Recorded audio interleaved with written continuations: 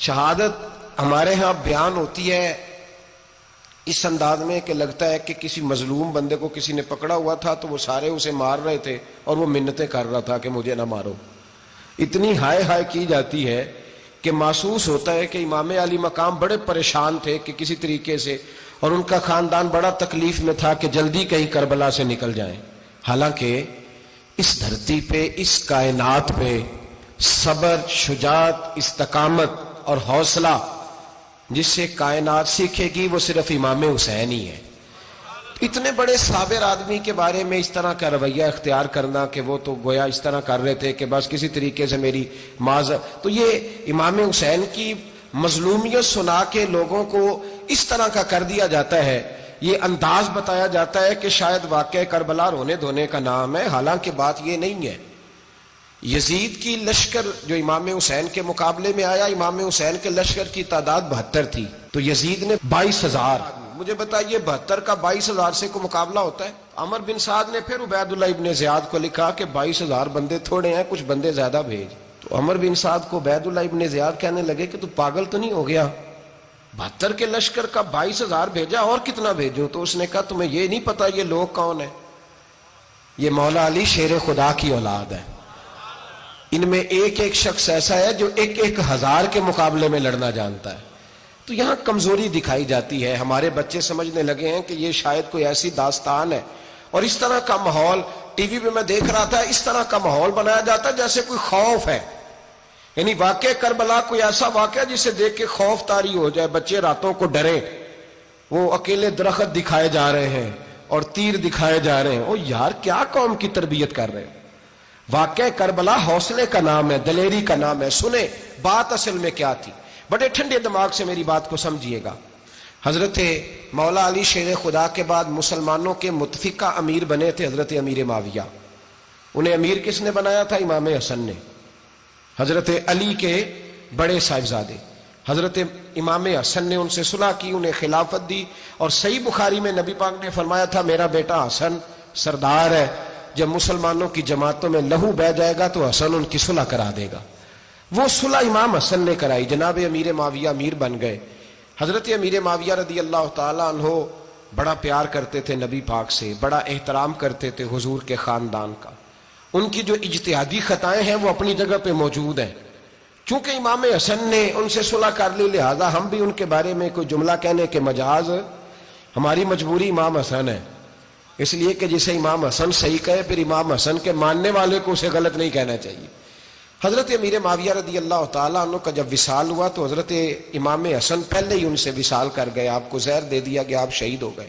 امام حسین موجود تھے تو یزید کے بارے میں لوگوں نے کہا جناب امیر معاویہ سے کہ یہ ٹھیک ہے، مناسب ہے اور بہادر ہے، دلیر ہے، وہ جو ہوتے ہیں نا خوش آمدی ٹولہ. تو حضرت امیر معاویہ کے گرد بھی کچھ ایسے لوگ تھے، انہوں نے آپ سے کہا کہ یزید کو نامزد کر دیں. تو آپ نے یزید کو بلایا، حوالہ مجھ سے دیکھ لیجئے گا. بلا کے فرمایا کہ 3 بندوں کے سامنے اپنی خلافت پیش کرنا، اگر وہ تجھے مان جائیں تو امیر بن جانا، نہ مانے تو چپ کر کے گھر بیٹھ جانا. وہ 3 بندے کون ہیں؟ جناب عبداللہ ابن عباس، حضرت عبداللہ بن زبیر اور امام حسین رضی اللہ تعالیٰ عنہ. یہ وصیت فرمائی جناب امیر معاویہ. حضرت امام حسین کی وہ شخصیت تھی کہ مشکات میں حدیث ہے، نبی پاک صلی اللہ تعالیٰ علیہ وسلم کی چچی جناب ام فضل صبح صبح گھبرائی حضور کی بارگاہ میں آئیں. عرض کی یا رسول اللہ صلی اللہ علیہ وسلم، آج میں نے عجیب خواب دیکھا ہے، میں ڈر گئی ہوں. حضور نے فرمایا چچی کیا دیکھا؟ عرض کی حضور میں نے دیکھا ہے کہ آپ کے وجود کا گوشت کا ایک ٹکڑا کٹ کے میری جھولی میں آ گیا ہے. حضور یہ کیا ہے؟ تو محبوب خواب سن کے مسکرائے، فرمایا چچی یہ پریشانی والا خواب نہیں، یہ تو خوشی والا خواب ہے. اللہ فاطمہ کو بیٹا عطا کرے گا اور وہ تیری گود میں کھیلا کرے گا. چونکہ وہ میرے وجود کا ٹکڑا ہوگا لہذا خواب تجھے یہ آئی ہے. تو امام حسین پیدا ہوئے، امام حسن کی عمر ابھی 11 مہینے تھی. تو نبی پاک نے امام حسین کو جناب ام فضل اپنی چچی کی گود میں دے دیا کہ فاطمہ کے لیے دونوں بچے سنبھالنا مشکل ہوگا. وہ خواب اس طرح پوری ہوئی. امام حسین سے حضور نے بڑا پیار کیا، بڑی محبت فرمائی نبی پاک سے. کچھ حدیثیں میں نے جمعے میں عرض کی تھیں. حضرت ابو ہریرہ رضی اللہ تعالیٰ عنہ کہتے ہیں یہ واحد بچہ تھا حضور کے گھرانے کا کہ میں نے دیکھا کہ نبی پاک صلی اللہ علیہ وسلم بیٹھے تھے تو یہ حضور سے کہہ رہے ہیں، نبی پاک سے، کہ نانا جی اٹھ کے کھڑے ہو. کہتے ہیں حضور کھڑے ہو گئے تو کہنے لگے میں نے آپ کے برابر جانا ہے. بچے جو مرضی ضد کر لیتے ہیں نا. قد چھوٹا تھا, عمر 7.5 سال تھی. کہنے لگے نانا میں نے برابر جانا ہے. تو نبی پاک صلی اللہ علیہ وسلم نے ہاتھ پکڑ لیے, فرمایا چل پھر ہو جا برابر.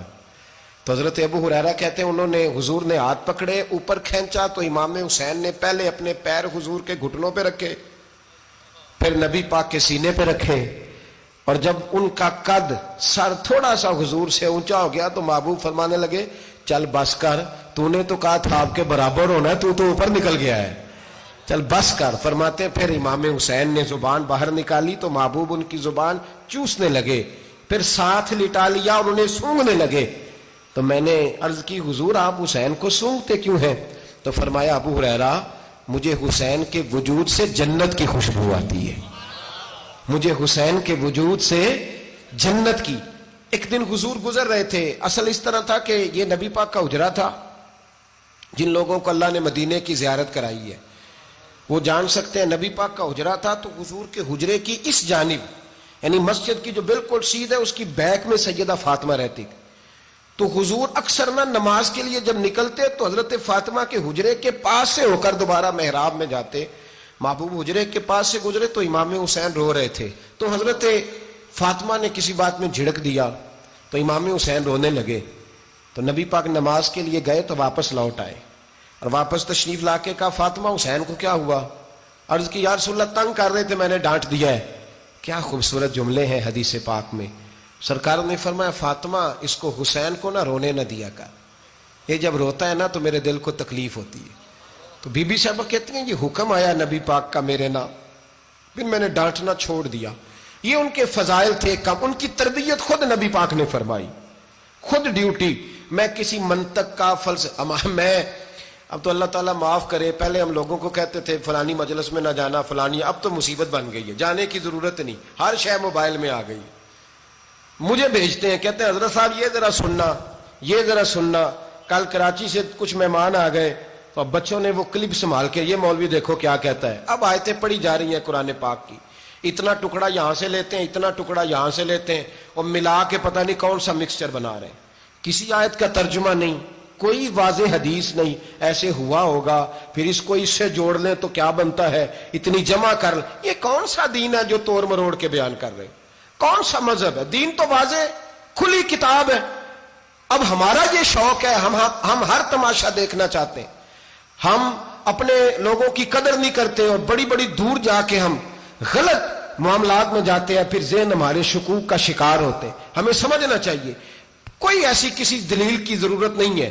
جب ان کے واضح چیزیں ان کی کتابیں میں موجود ہے, حدیث میں موجود ہے, قرآن مجید میں ان کے فضائل کھل کے موجود ہے, تو دور جانے کی کیا ضرورت. حضور ان کی ٹریننگ کراتے تھے. پہلی بات تو یہ ہے کہ نبی پاک نے دعا مانگی تھی, یا اللہ میرے گھر والوں کو زیادہ روزی نہ دینا, انہیں ایک وقت روٹی دینا, ایک وقت کی بھوک دینا. یہ جو 10 دن کربلا میں انہیں ٹینشن نہیں نہ ہوئی, انہیں عادت تھی فاقہ کرنے کی, انہیں 3 دن وصلی روزے رکھنے کی عادت تھی. پہلی بات. دوسرا یہ کہ جہاد کی تربیت حضور خود کراتے تھے. حضرت فاطمہ زہرا کہتی میں پردے کے پیچھے دیکھ رہی تھی, نبی پاک نے امام حسن اور حسین سے فرمایا چلو میرے سامنے کشتی لڑو. تو دونوں حضرات آپس میں جب کشتی لڑنے لگے تو نبی پاک نا امام حسن کو کہتے ہیں حسن حسین کو ٹانگوں سے پکڑو, حسن حسین کو پیچھے سے پکڑو. جب نبی پاک بار بار امام حسن کو بتا رہے تھے تو سیدہ پیچھے سے بول پڑی, کہنے لگی یا رسول اللہ آپ چھوٹے کو بتائیں, آپ بڑے کو بتا رہے. بڑا تو پہلے 11 مہینے بڑا ہے, تو آپ چھوٹے کو بتائیں بڑے کو بتا رہے. تو فرمایا فاطمہ تو چپ کرنا, جو میں دیکھ رہا ہوں تو نہیں نہ دیکھ رہی, ایک کو میں بتا رہا ہوں دوسرے کو جبریل امین بتا رہے ہیں. تو یہ حضور نے اپنے سامنے ان کی تربیت کی, ٹریننگ. ہوا یہ کہ یزید جب امیر بنا نا, 2-3 چیزیں ہوتی ہیں جب کسی بندے کو قابو کرنا ہوتا ہے, 2-3-4-5 چیزیں ایسی ہوتی ہیں جس سے بندہ قابو آتا ہے. تو اس نے بھی فوری طور پہ یزید نے دیکھا میرے لیے مسئلہ کیا بن سکتا ہے. ولید بن عتبہ اس وقت مدینے کا گورنر تھا. یزید نے اس کو خط لکھا کہ امیر عرب کا رواج آج بھی ہے کہ جب تک نئے خلیفہ کی بیعت نہیں ہو جاتی پرانے کے انتقال کی خبر ہی نہیں دیتے, اس کو رکھے رکھتے ہیں. یہ ان کا طریقہ ہے. وہ کہتے ہیں کہ ولی عہد اچھی طرح قبضہ کر لے پھر بتائیں گے. حضرت امیر معاویہ کا وصال ہو گیا, بتایا نہیں. یزید نے اب کیا کیا, کیونکہ بڑا چلاک آدمی تھا, بڑا شاطر تھا, بڑا تیز تھا, اس نے ولید کو خط لکھا کہنے لگا کہ فوری طور پہ عبداللہ ابن عباس کو بلاؤ اور اسے کہو میری بیعت کریں. یہ جو بیعت ہوتی تھی نا، یہ بھی سن لے کیا ہوتی تھی. یہ بیعت حلف ہوتا تھا کہ میں اللہ رسول کے نام پہ حلف دیتا ہوں کہ میں یزید کی اطاعت کروں گا، میں اس کے خلاف کوئی بغاوت نہیں کروں گا. کوئی یہ بیعت لوگ سمجھتے ہیں کہ بس ہاتھ پکڑنے کا نام بیعت تھا. اس بیعت کا متبادل جمہوری ملکوں کے اندر ووٹ آیا ہے. تو کہا بیعت کرے. حضرت عبداللہ ابن عباس کو بھی بلاؤ، عبداللہ بن زبیر کو بھی بلاؤ، امام حسین کو بھی بلاؤ. امام حسین آدھی رات کے وقت بیٹھے تھے مسجد نبوی میں، چونکہ پانچوں نمازوں کی آپ امامت کرتے. امام حسین نماز پڑھا کے عشاء کی بیٹھے تھے. جناب عبداللہ بن زبیر، عبداللہ بن زبیر کون تھے؟ یہ نبی پاک صلی اللہ علیہ وسلم کی پھوپھی پوتے تھے اور جناب صدیق اکبر کے نواسے تھے حضرت عبداللہ بن زبیر. اور جناب زبیر بن عوام عشرہ مبشرہ صحابی ہیں، ان کے بیٹے تھے. بہت زیرک آدمی تھے. یہ بھی امام حسین کے پاس بیٹھے تھے. عبداللہ ابن عباس بھی تھے جو حضور کے چچا کے بیٹے ہیں، اس امت کے پہلے مفسر ہیں قرآن پاک. یہ لوگ بیٹھے تھے. تو ولید نے ایک بندہ بھیجا، اس نے آ کے کہا جناب آپ کو گورنر صاحب نے بلایا ہے. تو عبداللہ بن زبیر کہنے لگے حسین اس وقت بلانے کی بات سمجھ میں نہیں آئی. تو امام حسین بڑے بصیرت والے تھے، اللہ نے بصیرت دی تھی. کہنے لگے عبداللہ آپ کو سمجھ نہیں آئی، مجھے سمجھ آ گئی ہے، امیر معاویہ وصال کر گئے اور یہ ہمیں جو بلایا گیا ہے نا، یہ یزید کی بیعت کے لیے بلایا گیا ہے. تو کہا پھر آپ آدھی رات کو نہ جائیں، آپ کے لیے خطرہ ہوگا. تو امام حسین فرمانے لگے خطرہ حسین کو نہیں ہوتا. نہیں کہا پھر بھی آپ مہربانی کریں ذرا احتیاط سے جائیں. تو جناب عبداللہ ابن زبیر نے، عبداللہ ابن عباس نے 14 بندے نیزے دے کے، تلواریں دے کے امام حسین کے ساتھ بھیجے اور کہا کہ امام حسین اگر اس نے کوئی غلط ملت بات کی نا، زبردستی بیعت کرنے کا کہا، تو آپ بس کوئی ایک بات اونچی آواز میں کر دینا، یہ سپاہی پیچھے آ جائیں گے. امام حسین ان 14 بندوں کو لے کے گورنر ہاؤس پہنچ گئے. جب آپ وہاں پہنچے اس نے بتایا، اس نے کہا جی حضرت امیر معاویہ انتقال کر گئے اور آپ نے یزید کی بیعت کرنی ہے. تو امام حسین فرمانے لگے میں چھپ کے بیعت نہیں کروں گا. مجمع لگاؤ، جمعے والے دن اعلان کرو. جو طریقہ ہے حضرت ابو بکر صدیق کا، جو طریقہ ہے حضرت عمر فاروق کا، جو انداز حضرت عثمان غنی کا ہے، جو مولا علی کا ہے، سر عام اعلان کرو. اگر ساری دنیا یزید کی بیعت کرے گی تو میں بھی تیار ہوں. تم مجھ سے بیعت لے کے پھر لوگوں کو بتانا چاہتے ہو کہ حسین بیعت ہو کر رہے ہیں تو تم کیوں نہیں کر رہے؟ میں عام آدمی نہیں ہوں، لہذا چھپ کے بیعت نہیں کرتا. جب یہ بات کی نا تو ولید بڑا نرم دل تھا اور امام حسین کی شان کو جانتا تھا. وہ جانتا تھا یہ نبی پاک کا خاندان ہے. اس نے کہا جی مجھے تو حکم تھا، باقی آپ حضور کے نواسے ہیں، میں کر کچھ. وہاں ایک بڑا بدبخت شخص بیٹھا تھا، عبد الملک بن مروان. وہ ولید سے کہنے لگا کہ اگر حسین آج تمہارے ہاتھ سے نکل گئے تو تمہارے لیے بہت بڑا مسئلہ کھڑا ہو جائے. انہیں جانے نہ دینا، یا بیعت کراؤ یا ان سے کہو جنگ کے لیے تیار ہو. تو امام حسین رضی اللہ تعالیٰ عنہ کے کانوں میں آواز گئی تو فرمانے لگے ابن مرجانہ، اگر تیرے اندر جرت ہے تو آ سامنے حسین کے، اس کے کانوں میں باتیں نہ کر، کانا پھوسی نہ کر، باہر آ میدان میں، شرارت نہ کر، باہر آ. میں تمہیں ابھی بتاتا ہوں کہ حسین سے مقابلہ کرنے کا انجام کیا ہے. یہ کہہ کہ امام حسین باہر نکلے، اپنے بھائی محمد بن انفیہ کو بلایا، عبداللہ بن زبیر، عبداللہ ابن عباس، ڈھیر سارے لوگ اکٹھے ہو گئے. فرمایا یہ معاملہ ہے، اب کیا کرنا ہے؟ تو وہ کہنے لگے حضور وقت ابھی مناسب نہیں ہے، آپ اس طرح کریں یہاں رکے، ہم مکے سے، عراق سے، کوفے سے لوگوں کو بلاتے ہیں، یہاں ایک بڑی مجلس مشاورت قائم کرتے ہیں. امام حسین فرمانے لگے اگر تم مشاورت قائم کرو گے تو ولید اور عبد الملک بن مروان وہ تو جنگ کرنے کو تیار ہے، اور نبی پاک نے فرمایا ایک مینڈا ہوگا جس کی وجہ سے مدینے کی گلیوں میں لہو بہے گا. فرمانے لگے میں وہ بکرا، وہ مینڈا نہیں بننا چاہتا. کہا پھر آپ کیا کریں گے؟ تو امام حسین رو پڑے. فرمانے لگے میں مدینہ چھوڑ جاؤں گا لیکن مدینے کی حرمت پامال نہیں ہونے دوں گا. امام علی مقام آدھی رات کے وقت نکلے. سیدہ فاطمہ کا دروازہ ایک اس دن تھا جس دن حضرت مولا علی کوفے چلے گئے تھے، اور دوبارہ آج تالا لگا جب امام حسین نکلے. آپ جنت البقیع کے پیچھے کھڑے ہو کے حضور کا روضہ دیکھنے لگے. اس وقت گنبد تو نہیں ہوتا تھا، روضہ دیکھنے لگے. نانا تیرے کرم کے خزینے کی خیر ہو، میں جا رہا ہوں تیرے مدینے کی خیر ہو. سارا خاندان لے گئے، مکے تشریف لے گئے. حج کے ایام قریب آنے والے تھے. امام حسین نے وہاں لوگوں سے باتیں کی. جب امام حسین وہاں پہنچے تو کوفے سے خط آنے لگے. کوفہ حضرت علی کا دارالخلافہ تھا، وہاں آپ کے محبین، پیار کرنے والے ڈھیروں تھے. انہیں خط لکھے کہ حضور آپ چپ کر کے بیٹھے ہوئے ہیں اور ہمارے اوپر یزید مسلط ہو گیا ہے. آپ اگر میدان میں نہیں نکلیں گے، آپ نہیں آئیں گے تو ہم اللہ کی بارگاہ میں شکوہ کریں گے کہ کوئی ہماری کمان کرنے کو تیار ہی نہیں ہوا. اور وہ خط 1 2 3 نہیں آئے, وہ خط اتنے تھے کہ 3 بوریوں میں بھرے تھے امام حسین نے, 3 بوریوں میں. اب مجبوری ہو جاتی ہے, حق کے لیے کئی دفعہ بات کرنا مجبوری ہوتی ہے, اگر نہیں کرے گا تو پھر اس کو بھی قبر میں جواب دینا پڑے گا. امام علی مقام رضی اللہ تعالی عنہ نے مکے میں اب لوگوں کو جمع کیا مشورے کے لیے. ہر بندے نے کہا حضور وہ بلا تو رہے ہیں پر اپنے وعدوں کے پکے. کہا حضور وہ پکے نہیں, آپ نہ جائیں. ہر بندے نے کہا حالات ٹھیک نہیں, حالات گراؤنڈ ریالٹی صحیح نہیں. یہی مشورہ آج بھی ہر بندہ دیتا ہے, ابھی حالات نہیں. اتنے خراب حالات کبھی نہیں ہوئے تھے جتنے امام حسین کے دور میں تھے.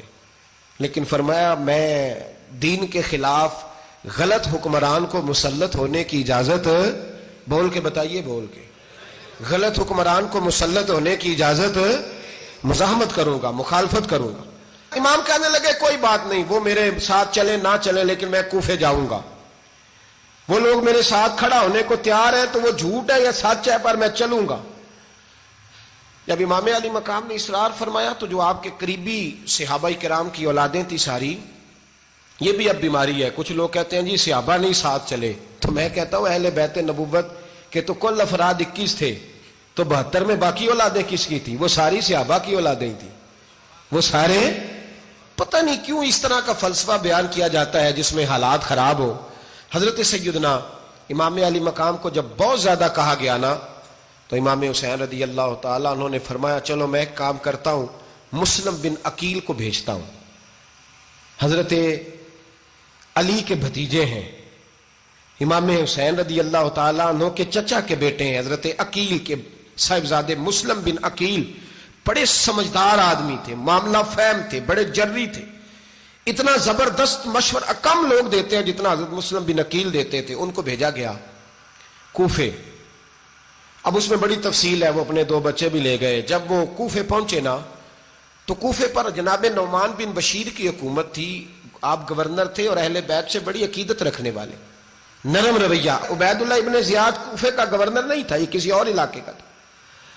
جب آپ وہاں پہنچے تو نعمان بن بشیر نے دیکھا کہ حضرت مسلم بن عقیل آئے ہیں, تو لوگ دوڑے ان کی بیعت کرنے, بھاگے. اتنے لوگ جمع ہوئے کہ ایک دن میں 17,000 آدمی نے بیعت کر لی. کتنے بندے جی؟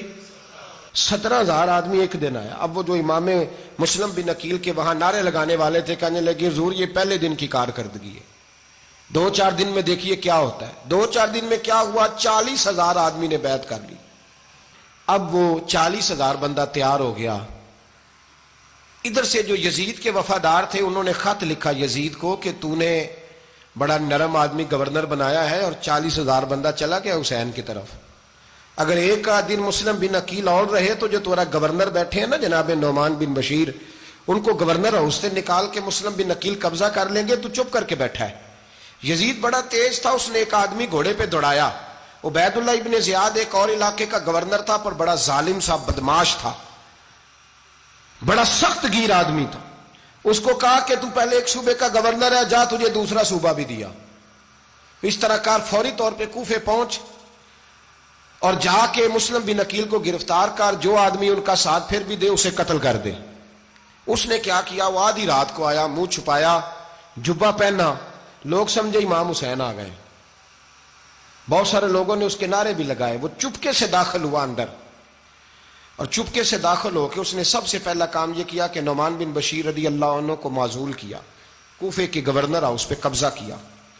پھر اس نے اسی وقت سوئے ہوئے سرکردہ لوگ, جس طرح ایک گاؤں کا چودھری دوسرے کا محلے میں قبیلوں کے جو لوگ تھے چودھریوں کو بلایا, کچھ کو سزائیں دی, کچھ کو سخت کہا, کچھ کو ان کے عیب گنوائے کہ وہ تمہارا فلانا مسئلہ پھر خراب کر دوں گا, بلیک میل کیا.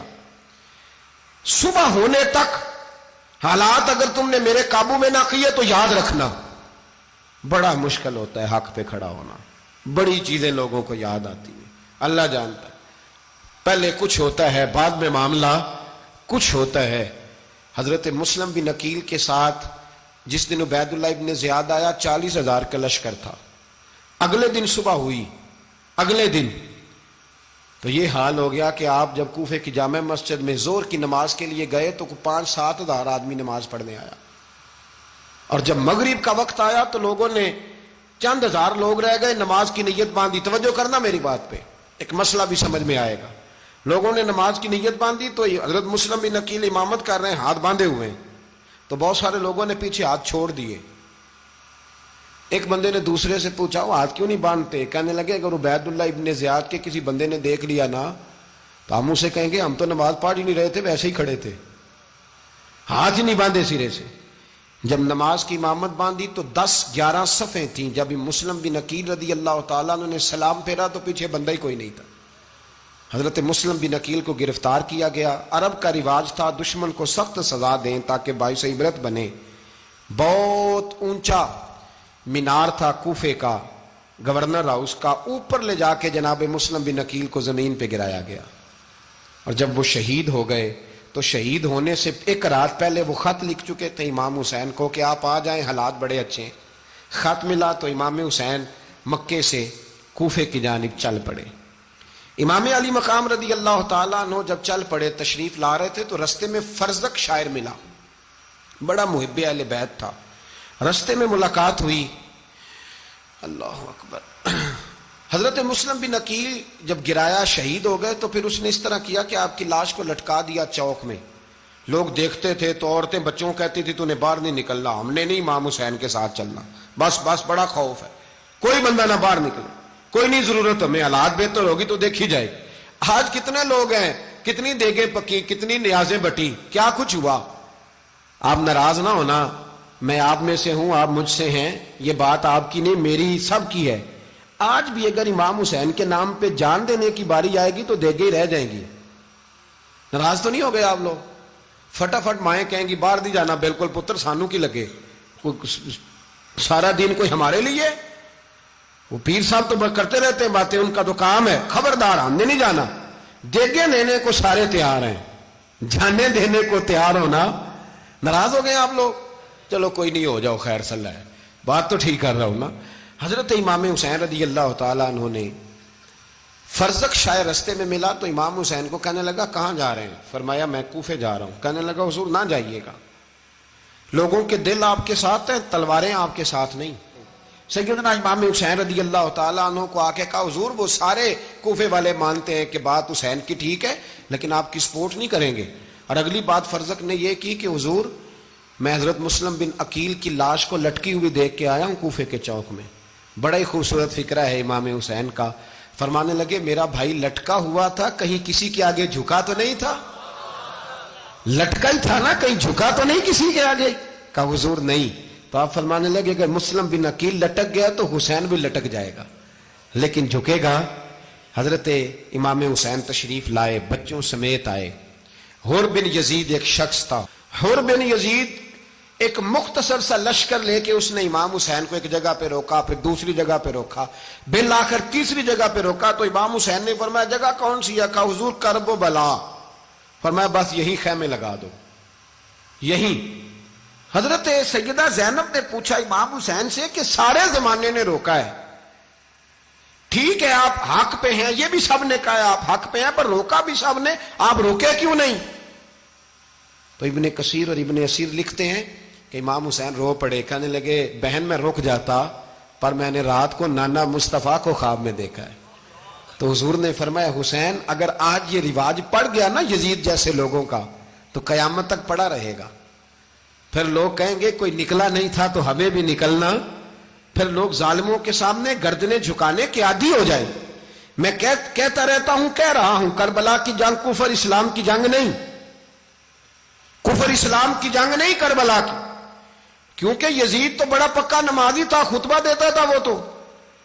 جب امام حسین رضی اللہ تعالیٰ عنہ نے کربلا کے میدان میں جمعے کا دن تھا تو یزید کے سامنے کو بات کرنی شروع کی, عمر بن سعد کے سامنے. تو عمر بن سعد کہنے لگا حسین زیادہ باتیں نہ کر, ہمارا جمعہ لیٹ ہو رہا ہے, جنگ کے لیے تیار ہو, فٹافٹ آ.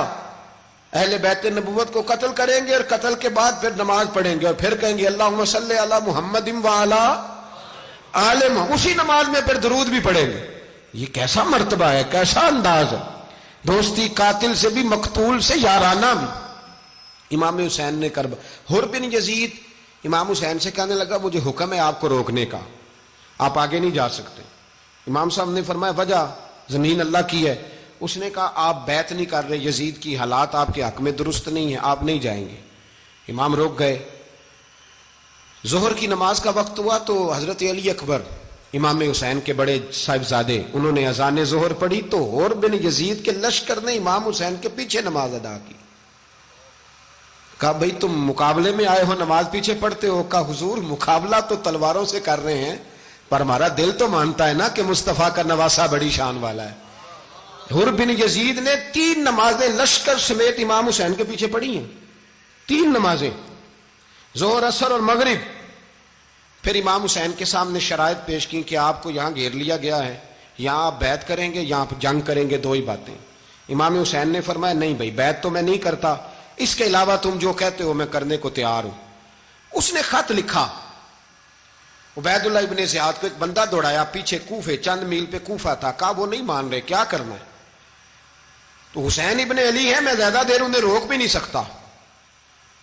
انہوں نے پیغام دیا حر بن یزید کو کہ کرنا کچھ بھی نہیں, ان کا پانی بند کر دو, بلیک میل کرو, کھانا پانی نہیں ملے گا, چھوٹے چھوٹے بچے ہیں, خود ہی مان جائیں گے.